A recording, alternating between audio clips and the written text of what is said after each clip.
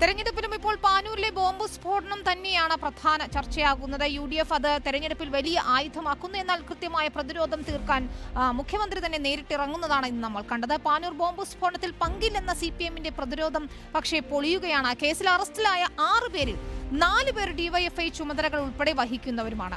അറസ്റ്റിലായവരിൽ DYFI ഭാരവാഹികൾ ഉണ്ടെന്ന് സമ്മതിച്ചു സംസ്ഥാന സെക്രട്ടറി VK സനോജ്. DYFI പ്രവർത്തകൻ സന്നദ്ധ പ്രവർത്തകനാണെന്ന് CPM സംസ്ഥാന സെക്രട്ടറി MV ഗോവിന്ദനും പറഞ്ഞു. മരിച്ച ഷെർലിന്റെ വീട് പ്രാദേശിക നേതാക്കൾ സന്ദർശിച്ചതിനെ മുഖ്യമന്ത്രി പിണറായി വിജയൻ തന്നെ ന്യായീകരിച്ചു. CPIM സംസ്ഥാന സെക്രട്ടറി MV ഗോവിന്ദൻ മുതൽ പ്രാദേശിക നേതൃത്വം വരെ പാനൂരിലെ സ്ഫോടനവുമായി ബന്ധപ്പെട്ടുകൊണ്ട് പാർട്ടിക്ക് പങ്കില്ല എന്നായിരുന്നു ഇന്നലെ വരെ എടുത്ത നിലപാട്. എന്നാൽ പുറത്തു വരുന്ന വാർത്തകളനുസരിച്ച് DYFIയുടെ സജീവ പ്രവർത്തകരാണ് അറസ്റ്റ് ചെയ്തതിൽ കൂടുതൽ പേരും. പാർട്ടിയുടെ തന്നെ റെഡ് വളണ്ടിയർ ക്യാപ്റ്റനായിട്ടുള്ള അമൽ ബാബു ഇന്നലെ അറസ്റ്റ് ചെയ്യപ്പെട്ടു. അതിനു പുറമെ കടുങ്ങാംപൊയിൽ യൂണിറ്റ് ഭാരവാഹി സായൂജ്, അതിനു പുറമെ ഷിജാൽ എന്ന് പറയുന്ന ഒളിവിൽ കഴിയുന്ന പ്രതി DYFIയുടെ യൂണിറ്റ് സെക്രട്ടറിയാണ്.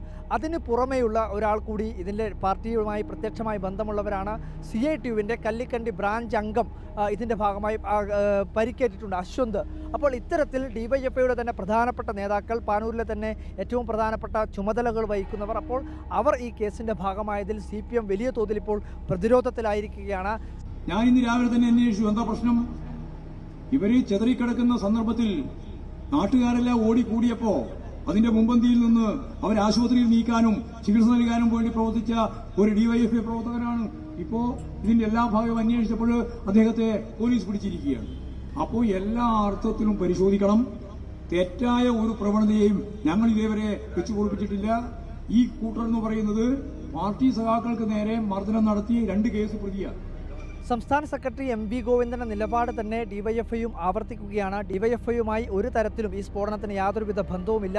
എന്നാൽ അറസ്റ്റ് ചെയ്യപ്പെട്ടവരിൽ DYFI നേതാക്കളുമുണ്ട് എന്നുള്ള കാര്യം സംസ്ഥാന സെക്രട്ടറി VK സനോജ് സമ്മതിക്കുന്നുണ്ട്. പക്ഷേ ആ സമയത്ത് പോലും ഇതുമായി ബന്ധപ്പെട്ടുകൊണ്ട് യാതൊരുവിധ പങ്കുമില്ല എന്നുള്ള കാര്യമാണ് സംസ്ഥാന സെക്രട്ടറി VK സനോജ് പറയുന്നത്.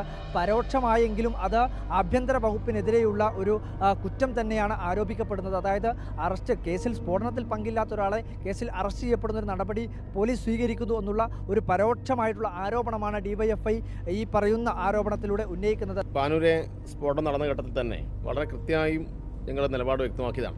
ആ സംഭവത്തിൽ DYFI സംഘടനക്ക് യാതൊരു ഉത്തരവാദിത്വവുമില്ല, ഞങ്ങൾക്കൊരു പങ്കുമില്ല. ഇപ്പോൾ നിങ്ങൾ പറയുന്ന വാർത്തകളിൽ DYFIയുടെ ചില പ്രാദേശിക പ്രവർത്തകരുടെ പേരുകൾ പരാമർശിക്കുന്നുണ്ട്. ഞങ്ങളവിടെ അന്വേഷിച്ചപ്പോൾ ആ പേര് പരാമർശിക്കപ്പെട്ട ആളുകൾ ആ സംഭവം നടന്ന സമയത്ത് അവിടെ എത്തപ്പെട്ട ആളുകളാണ്. സ്വാഭാവികമായും നമ്മുടെ നാട്ടിൽ അങ്ങനെ സംഭവം നടന്നാൽ ആളുകൾ ഓടിക്കൂടും. അപ്പം അങ്ങനെ സംഭവം അറിഞ്ഞ് ഓടിക്കൂടിയിട്ടുള്ള ആളുകൾ ആ കൂട്ടത്തിൽ DYFIയുടെ ആളുകളും ഉണ്ടായി എന്നാണ് ഇപ്പോൾ മനസ്സിലാക്കുന്നത്. ഇനിയിപ്പോൾ അവർക്കതിനകത്ത് പങ്കുണ്ടെങ്കിൽ അതിനെയൊന്നും ഒരു കാരണവശാലും അംഗീകരിക്കുന്ന നിലപാട് DYFI സ്വീകരിക്കില്ല. സ്ഫോടനത്തിൽ പരിക്കേറ്റ് ചികിത്സയിലിരിക്കെ മരണപ്പെട്ട ഷെറിലിൻ്റെ വീട് കഴിഞ്ഞ ദിവസം CPMന്റെ പാനൂർ ഏരിയ കമ്മിറ്റി അംഗം സുധീർ കുമാറും ചെറുവാഞ്ചേരി ലോക്കൽ കമ്മിറ്റി അംഗം A അശോകനും സന്ദർശിച്ചത് വലിയ ചർച്ചാ വിഷയമായിരുന്നു. ഇത് സാധാരണഗതിയിൽ അംഗീകരിക്കാൻ പറ്റാത്തൊരു കാര്യമാണ്. നമ്മുടെ നാട്ടിൽ ബോംബ് നിർമ്മിക്കേണ്ട യാതൊരു ആവശ്യമില്ല. നിയമപരമായിട്ടുള്ള നടപടികൾ അതിനെതിരെ എടുത്തു കഴിഞ്ഞിട്ടുണ്ട്.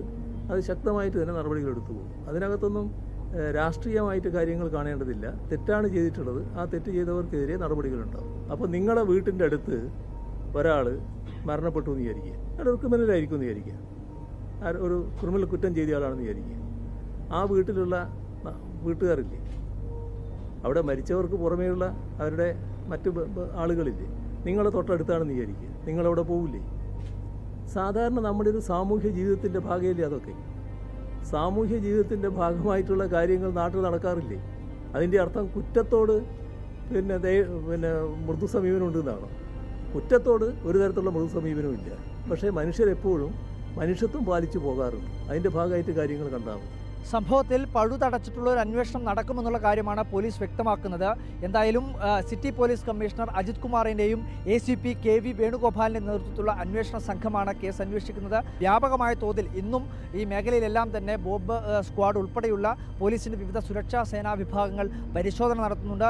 മേഖലയിൽ സംഘർഷ സാധ്യതയുള്ള സ്ഥലങ്ങളിലെല്ലാം പോലീസ് സുരക്ഷ വർദ്ധിപ്പിക്കുന്ന നടപടിയും സ്വീകരിച്ചിട്ടുണ്ട്. കണ്ണൂരിൽ നിന്നും വീഡിയോ ജേർണലിസ്റ്റ് രമേശ് ചെറുബാഷിക്കൊപ്പം reporter Arjun Kalyad in reporter.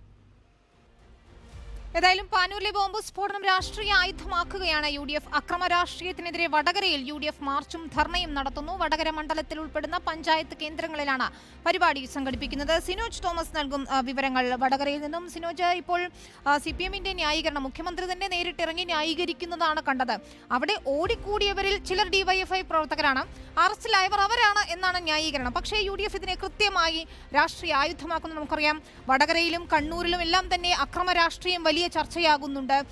TP വധക്കേസ് ഇത്തവണയും വലിയ ചർച്ചയാണ്. അതിനിടെയാണ് പാനൂർ സ്ഫോടനം ഇപ്പോൾ ഒരു ആയുധമാക്കി കിട്ടിയിരിക്കുന്നത് UDF-ന്.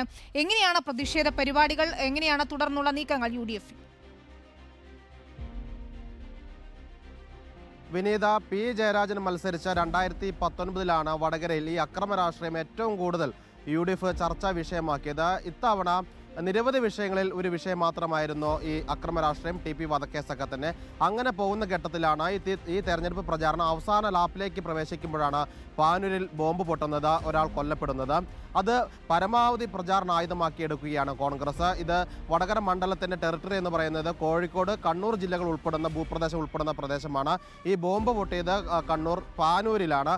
അവിടെ നടന്ന ഒരു സംഭവം ഈ മണ്ഡലത്തിലെങ്ങും ചർച്ചാ വിഷയമാക്കി മാറ്റി ഒരു തെരഞ്ഞെടുപ്പ് പ്രചാരണ വിഷയമാക്കുകയാണ് UDF. അതിൻ്റെ ഭാഗമായിട്ടാണ് ഇന്ന് വൈകുന്നേരം ഈ മണ്ഡലം പരിധിയിലുള്ള എല്ലാ പഞ്ചായത്ത് തലങ്ങളിലും പ്രതിഷേധ മാർച്ചും ധർണയും നടത്താൻ വേണ്ടി UDF തീരുമാനിച്ചിരിക്കുന്നത്. ഇന്നലെയാണ് ഇങ്ങനെ ഒരു സമര രീതി അവർ പ്രഖ്യാപിച്ചത്. അങ്ങനെ ഈ മണ്ഡലത്തിൽ ഓരോ ഗ്രാമങ്ങളിലും ഈ വിഷയം പരമാവധി ചർച്ച ചെയ്ത് ജനങ്ങളിലേക്ക് എത്തിക്കാനാണ് UDF-ന്റെ തീരുമാനം. ഈ ബോംബ് സ്ഫോടനം ഉണ്ടായതിൻ്റെ പിറ്റേന്ന് തന്നെ പാനൂർ ടൗണിൽ UDF-ന്റെ സ്ഥാനാർത്ഥി, വടകരയിൽ സ്ഥാനാർത്ഥി ഷാഫി പറമ്പിൽ നയിക്കുന്ന ബോംബ് രാഷ്ട്രീയത്തിനെതിരെ സമാധാന സന്ദേശ യാത്ര എന്ന പേരിൽ ഒരു യാത്രയൊക്കെ തന്നെ നടത്തി പ്രതിഷേധ പ്രകടനം നടത്തിയതാണ്. അതിന് പിന്നാലെ ഓരോ ദിവസവും പരമാവധി ഈ വോട്ടെടുപ്പിൻ്റെ ഈ മാസം 26-ാം തീയതി വരെ ഈ വിഷയം ഓരോ ദിവസവും പ്രചാരണ വിഷയമാക്കി മുന്നോട്ട് കൊണ്ടുപോകാനാണ് UDF ആഗ്രഹിക്കുന്നത്.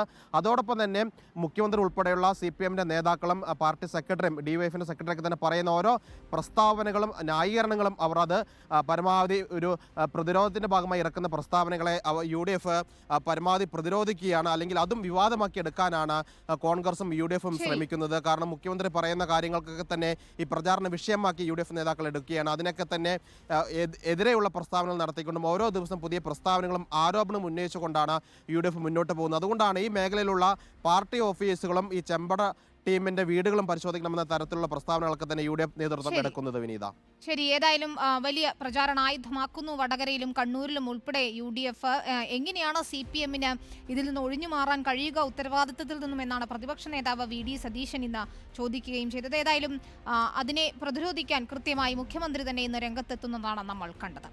ഒരു